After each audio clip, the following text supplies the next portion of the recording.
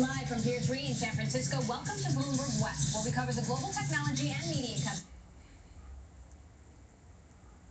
companies that are reshaping our world. On the eyes of BlackBerry, the design guru behind the new BlackBerry 10 devices the company is counting on to save its business. So how do you try to out-design an iPhone?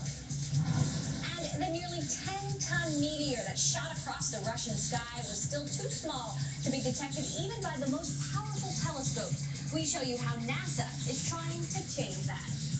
But first, to the lead, Apple and Samsung are battling it out for control over the high-end smartphone market. But at the low end, there is no question Samsung has a hefty head start.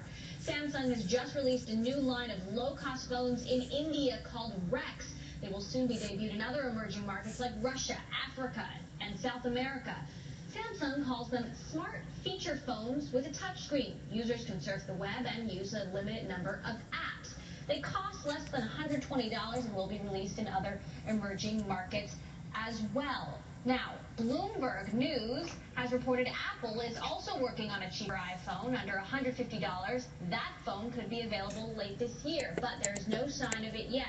So, has Samsung just beaten Apple to a very important market? For more on that, let's bring in our senior West Coast correspondent, John Ehrlichman. John? Emily, there are two clear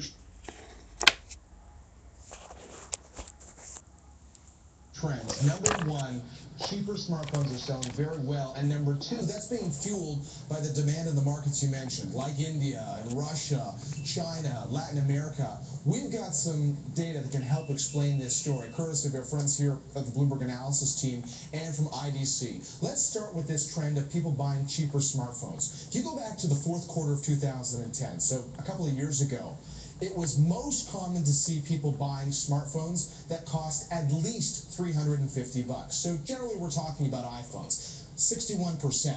You come 2 years later to the fourth quarter of 2012, which by the way was the period when the iPhone 5 went on sale, and less than half of the phones that were sold around the globe were more than $350. Now let's explain that story with the context of why. If you look at developed nations versus emerging markets, where phones are being sold, you get a very clear picture here. Again, go back 2 years ago, and 54% of the smartphones being sold around the globe were being sold in developed nations. Go to the fourth quarter of 2012, and 60%. I mean, that's the math that explains why Apple might be thinking about moving into a lower-priced iPhone market.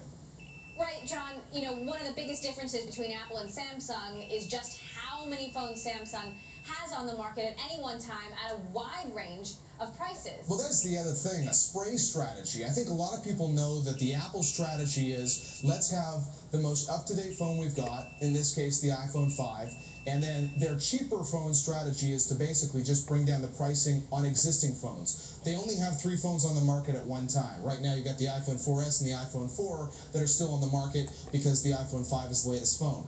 If you go to Samsung's strategy, the Galaxy S3 is the phone that's most comparable to the iPhone 5.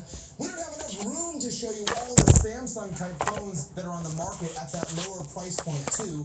Part of that, again, is the spray strategy to sell a lot of phones. It's also meant to keep the carriers happy. Every carrier can have its own slightly different named phone, and they can feel jazzed up and market it differently. And that's how Samsung's gone compared to Apple. All right, John.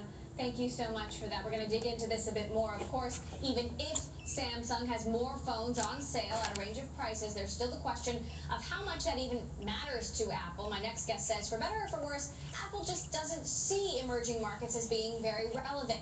Paul Kudrowski is a Bloomberg contributing editor. He's also a former equity analyst and currently an early-stage venture investor. He joins me now from San Diego. So, Paul, why doesn't Apple care? Isn't that one of their service packages, Apple Care? No, Apple does care. I mean, they care insofar as they can do what they want to do. And if the model for them has been what happened with